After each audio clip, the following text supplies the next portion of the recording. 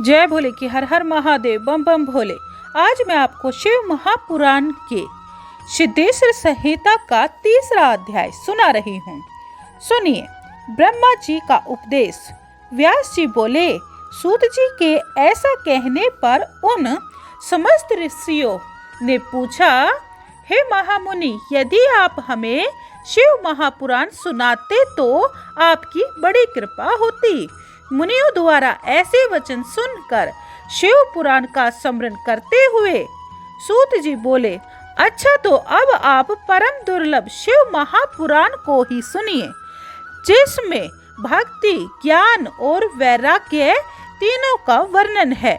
हे ऋषियों, पूर्व काल में जब कल्पों का क्षय होता गया और उनके पश्चात जब इस कल्प का प्रादुर्भाव हुआ, तब सृष्टि संबंधी कार्यों के आरंभ होने पर षठ कुलीन अर्थात 6 कर्मों के करने वाले उत्तम कुल के मुनियों में यह मतभेद उत्पन्न हो गया कि यह सबसे परे है या नहीं।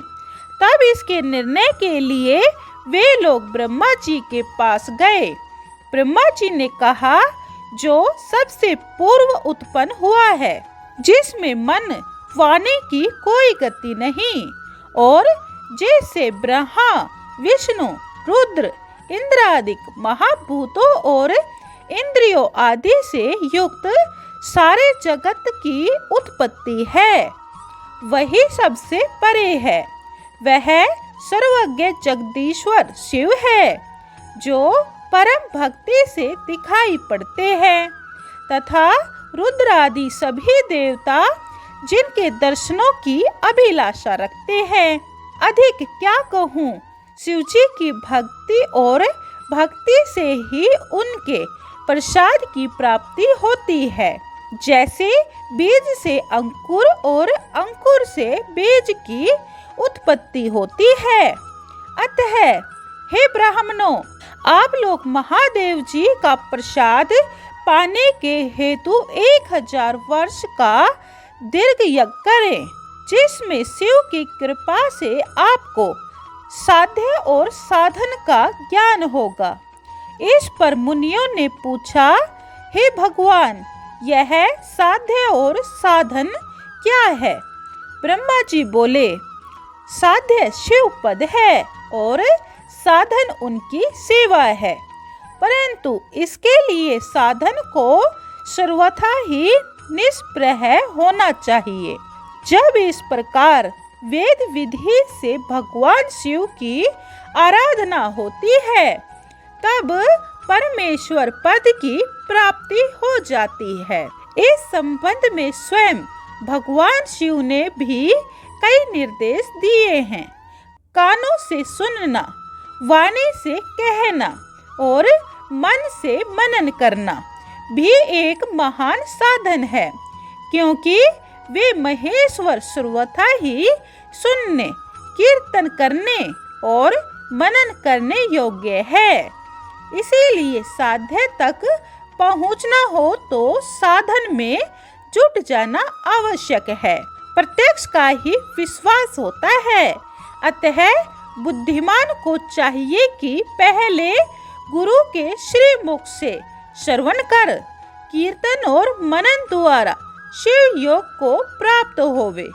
संभव है कि साधन में पहले तो कुछ कलेश प्रतीत हो, परंतु अंत में आनंद ही प्राप्त होता है। 3रा अध्याय समाप्तम। जय भोले की हर हर महादेव।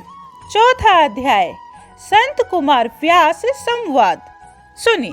मुनियों ने पूछा, हे ब्रह्मा जी, श्रवण और मनन क्या है तथा कीर्तन कैसे किया जाता है?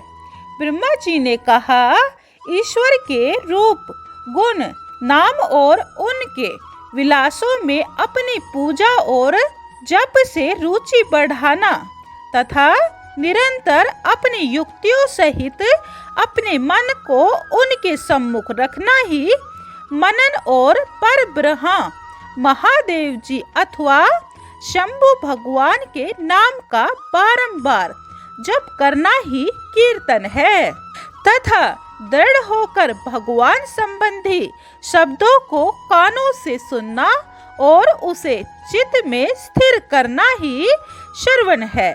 जब सत्संग में बैठकर भगवान श्री महादेव जी की कृपा से श्रवण और कीर्तन कर लें, तब उनका मनन करें, और वही सर्वोत्तम मनन है जिससे आत्मा पवित्र हो जाती है। सूत जी बोले, हे मुनीश्वरों, मैं साधन संबंधी एक प्राचीन इतिहास आप लोगों को सुनाता हूँ।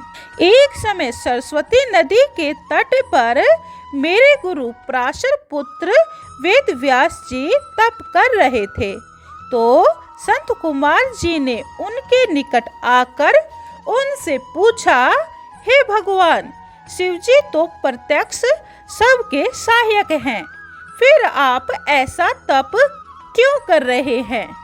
व्यास जी ने उत्तर दिया, मुक्ति के लिए।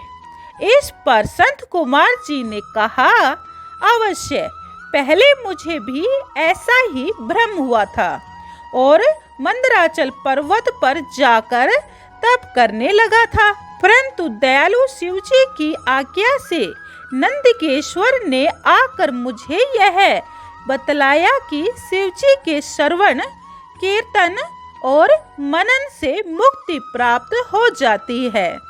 तब मेरा सारा भ्रम दूर हो गया। अतः हे ब्राह्मण, आप भी ऐसा ही करें।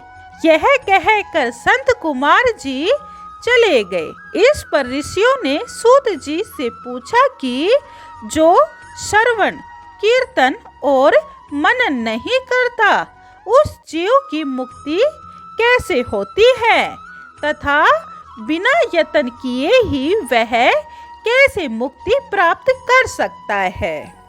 जय भोले की। चौथा अध्याय समाप्तम। अब आप 5वां अध्याय अगली वीडियो में सुने। समय वही 6 बजे। अगर आपको यह वीडियो पसंद आई हो तो जय भोले की अवश्य लिखें।